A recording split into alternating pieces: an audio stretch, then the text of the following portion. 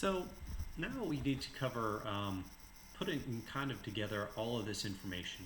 We've talked about action potentials and their all-or-none events. We've talked about graded potentials. And now we've talked about excitatory and inhibitory neurotransmitters. So again, in a neurotransmitter, we release a single vesicle of neurotransmitter from a single presynaptic input. That is unlikely to cause the postsynaptic cell to have an action potential. And so how do we get action potentials? So the type of graded potentials we're going to be talking about here are postsynaptic potentials. So EPSPs are excitatory postsynaptic potentials, and they're caused by excitatory neurotransmitters. And inhibitory neurotransmitters cause, on the other hand, inhibitory postsynaptic potentials. And if we sum together all of the excitatory postsynaptic potentials and all of the inhibitory postsynaptic potentials acting on this single cell at once, we would be talking about the grand postsynaptic potential. And that is going to be what determines whether or not this cell is going to have an action potential. This is covered in page 106 to 110 of your textbook. For this example, you'll note that there are two excitatory presynaptic inputs. So they would release an excitatory neurotransmitter. Can you think of an example of an excitatory neurotransmitter?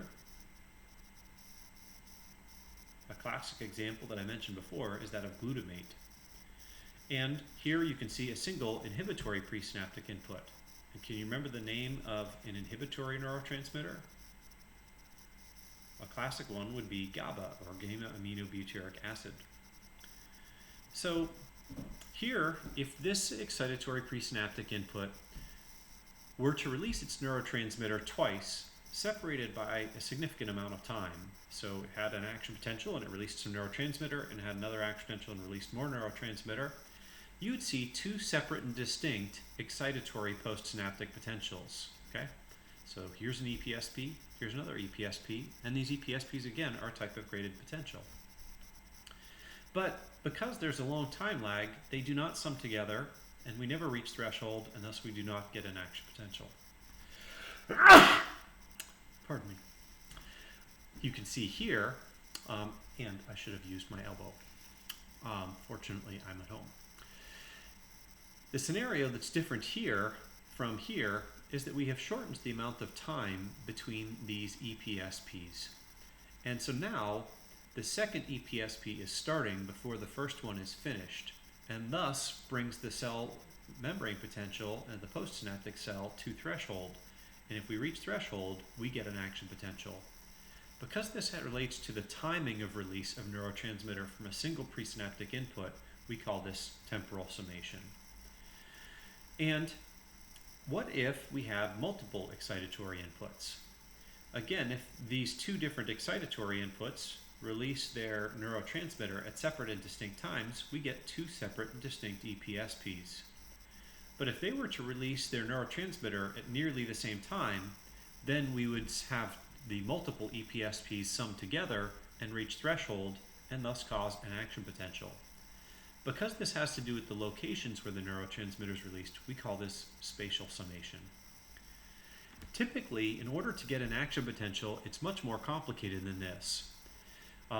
Typically, most neurons are going to require at least 50 or so EPSPs to get an action potential.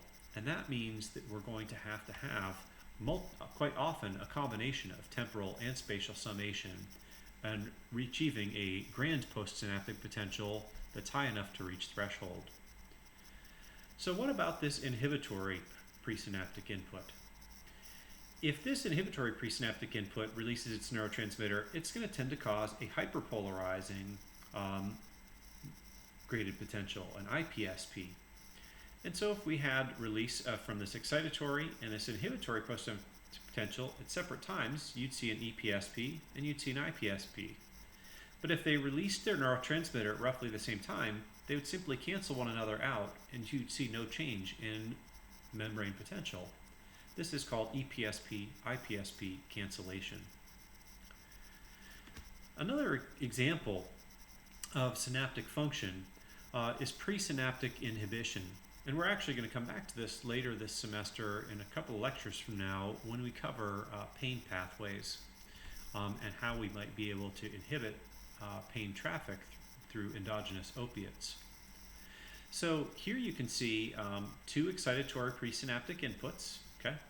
And here you can see that this inhibitory input is not terminating on this postsynaptic cell, but rather is terminating on this presynaptic input.